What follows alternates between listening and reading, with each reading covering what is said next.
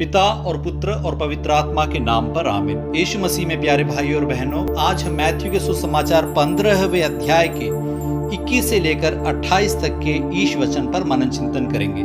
यहाँ पर हम ये देखते हैं कि एक कनानी स्त्री ईसा मसीह के सामने आती है और गिड़गिड़ाकर प्रार्थना करती है, प्रभु दाऊद के पुत्र मुझ पर दया कीजिए, मेरी बेटी एक अपदूत द्वारा बुरी तरह सताई जा रही है।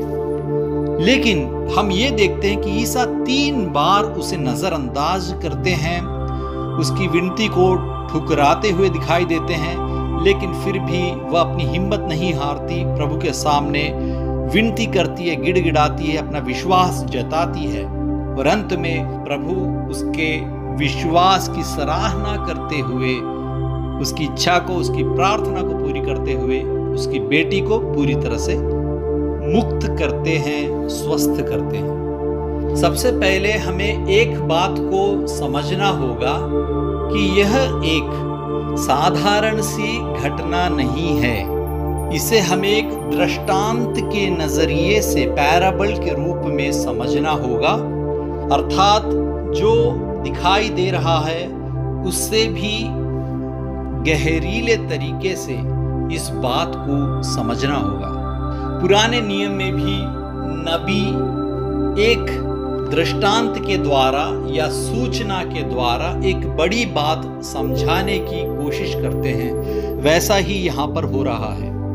क्योंकि यहाँ पर हम देखते हैं कि ईसा मसीह जो कि प्यार के सागर हैं, करुणा निधि है, दयालु हैं, दया सागर हैं, किसी को भी नहीं ठुकराते, सबको गले लगाते हैं, पापियों को और पीड़ितों को, गरीबों को सब एक समान मानते हुए सबसे प्यार जताने वाले ईसा मसीह क्यों एक बेचारी पीड़ित स्त्री की बात को नहीं समझ रहे हैं, उसे क्यों नजरअंदाज कर रहे हैं, उसकी विनती को क्यों ठुकरा रहे हैं? क्योंकि 3 बार प्रभु उसकी विनती को ठुकराते हुए दिखाई देते हैं।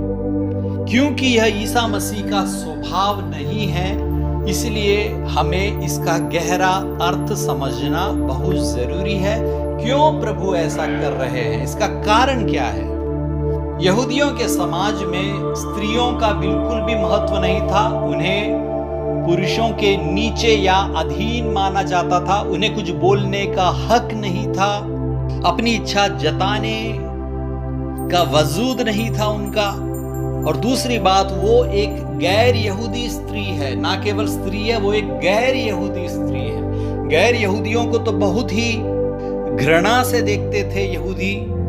तो सबसे पहले हमें भी ये लगता है कि यीशु मसीह क्या इसलिए उससे ऐसा रवैया बर्ताव कर रहे हैं कि वो यहूदी हैं और ये एक स्त्री है और गैर यहूदी है। यहूदी होने के नाते कहीं यीशु मसीह ऐसा तो नहीं कर रहे हैं। सबसे पहले तो ईसा उसे उत्तर नहीं देते, उसके बाद ईसा मसीह के शिष्य आकर निवेदन करते हैं कि उसकी बात को मानकर उसे विदा कर दीजिए प्रभु, क्योंकि वह हमारे पीछे पीछे चिल्लाती आ रही है। उसके बावजूद अपने शिष्यों की बात को, उनके रिकमेंडेशन को भी वो ध्यान नहीं दे रहे हैं और प्रभु कहते हैं मैं केवल इस्राएल के घराने की खोई हुई भेड़ों के पास भेजा गया हूं, मैं सिर्फ यहूदियों की रक्षा के लिए आया हूं, गैर यहूदियों की रक्षा के लिए नहीं आया हूं। ऐसा अर्थ हमें यहाँ पर दिखाई देता है। तो क्या वास्तव में प्रभु ऐसा कर रहे हैं? क्या इस्राएल के प्रभु सिर्फ इस्राएल के ही प्रभु हैं? अन्य जाति, धर्म, मत के लोगों को क्या प्रभु नजरअंदाज करते हैं? क्या उन्हें मुक्ति नहीं दिलाएंगे? लेकिन आगे हम क्या देखते हैं कि इतना सब कुछ सुनने के बाद भी स्त्री आकर ईसा को दंडवत करती है और कहती है प्रभु मेरी सहायता कीजिए। तब प्रभु क्या कहते हैं? ऐसी बात कहते हैं जिसे सुनकर हम हैरान हो जाते हैं। बच्चों की रोटी लेकर पिल्लों के सामने डालना ठीक नहीं है। पिल्ले अर्थात कुत्ते के पिल्ले। प्रभु ऐसा कैसे कह सकते हैं? यह हमारी समझ के परे दिखाई देता है, लेकिन हमें इस बात को गहराई से समझना होगा, क्योंकि यह साधारण घटना नहीं है। इसके द्वारा प्रभु कुछ ना कुछ जताना चाहते हैं, क्योंकि प्रभु के ऐसा कहने के बावजूद वह स्त्री प्रभु से कहती है, बच्चों की रोटी लेकर पिल्लों के सामने डालना ठीक नहीं है, लेकिन फिर भी स्वामी की मेज से गिरा हुआ चूर पिल्ले खाते ही हैं। और इसको सुनकर प्रभु कहते हैं, नारी, स्त्री, तुम्हारा विश्वास महान है, तुम्हारी इच्छा पूरी हो। उसका अडग विश्वास देखकर प्रभु उसकी प्रशंसा करते हैं। ऐसा विश्वास जो उन्होंने यहूदियों के बीच में नहीं पाया।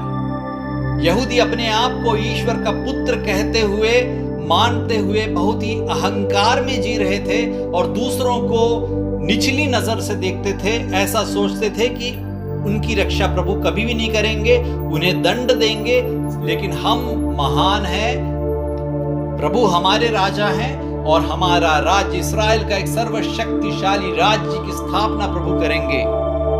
लेकिन प्रभु ने जब अपने पुत्र को उनकी मुक्ति के लिए, मसीहा को जब इस दुनिया में भेजा ईश्वर के राज्य की स्थापना करने के लिए, तब उस मसीहा को वो नहीं पहचान पाए। क्यों? क्योंकि उनका विश्वास कमजोर था, उनका दिल चट्टान की तरह कठोर था और उनके बीच में एक गैर यहूदी और एक स्त्री आकर अपना विश्वास जता रही है। इतना सब कुछ प्रभु उसके विश्वास की परख कर रहे थे, उसका अपमान नहीं कर रहे थे, उसके विश्वास की परख कर रहे थे। इतना सब कुछ करने के बाद क्या वह फिर भी प्रभु पर विश्वास करते हुए विनती करेगी? आप ही सोच के देखिए, आपकी पैरिश चर्च में यदि आपके पैरिश प्रीस्ट, फादर इस तरह का रवैया करेंगे तो क्या आप चर्च में वापस आएंगे? फिर शायद ही वापस आए, और बल्कि उन्हें दूसरी तरफ से जवाब देकर हो सकता है कि हाथापाई तक ना कर ले। लेकिन 3 बार उसे नजरअंदाज करने के बाद भी, उसकी विनती को ठुकराने के बाद भी और उससे दर्द पहुंचाने वाला एक प्रयोग करने के बावजूद वो स्त्री अपने विश्वास में कायम रहती है और प्रभु के सामने दंडवत होकर विनती करती है, उन्हें दाऊद का पुत्र पुकारती है, जो कि यहूदियों को समझना चाहिए था। लेकिन ये गैर यहूदी स्त्री प्रभु को दाऊद के पुत्र कहकर मसीहा बुलाकर पुकार रही है, उन्हें प्रभु कह रही है। जो कि यहूदियों को करना चाहिए था वो नहीं कर रहे, लेकिन ये कर रही है। प्रभु क्यों उसे पिल्ला या इस प्रकार कठोर शब्द का प्रयोग करते हैं? यह इसलिए था कि यहूदी गैर यहूदियों को कुत्ते या कुत्ते के पिल्लों की तरह देखते थे और ऐसा ही उन्हें संबोधित करते थे। इतनी घृणा से वो गैर यहूदी इंसानों को देखा करते थे। तो प्रभु उन सबको यही सबक सिखाना चाहते थे। देखो, तुम उन्हें कुत्तों की तरह देखते हो, कुत्तों की माफिक उनसे बर्ताव करते हो, लेकिन प्रभु उन्हें अपना बच्चा मानते हैं। प्रभु उन्हें न केवल एक इंसान की तरह बल्कि अपनी छाया और प्रतिरूप में सृष्टि किए गए अपने पुत्र पुत्रियों का दर्जा देते हैं प्रभु। चाहे वो यहूदी हो या गैर यहूदी, चाहे वो क्रिश्चियन हो या नॉन क्रिश्चियन, सभी प्रभु की संतान हैं। किसी को भी जानवर की तरह नहीं देखना है या समझना है।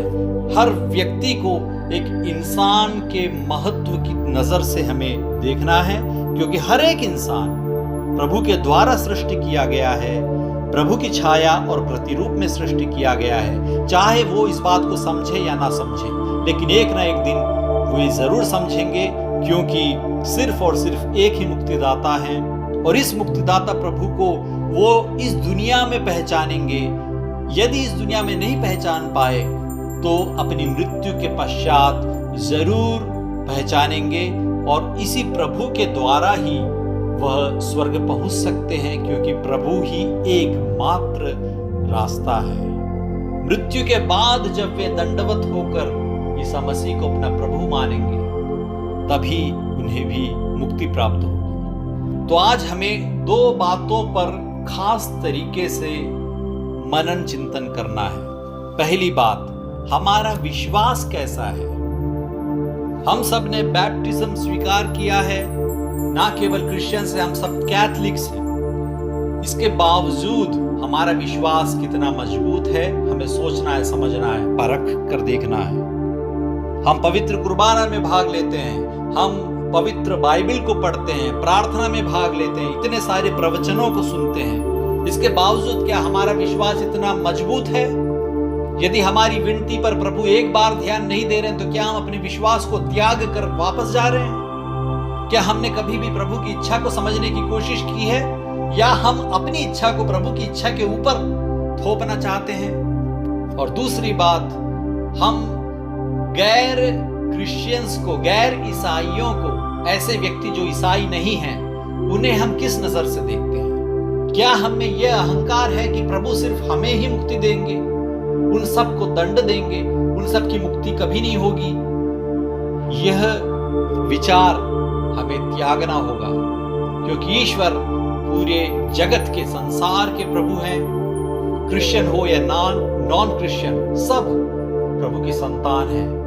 और हमें इस बात को, इस सुसमाचार को हर एक गैर ईसाइयों में फैलाना है, अपने प्रभु को उनके सामने प्रस्तुत करना है, उनके बारे में बोलना है, और अपने जीवन में प्रभु की करुणा, प्रेम और शांत स्वभाव को प्रदर्शित करते हुए दूसरों को आकर्षित करना है। सारे संसार की मुक्ति के लिए हमें एक हृदय से प्रार्थना करना है। इन सब बातों पर हम ध्यान दें और पवित्र आत्मा की कृपा के लिए प्रत्येक रूप से प्रार्थना करें। ईश्वर आपको अनुग्रहित करें।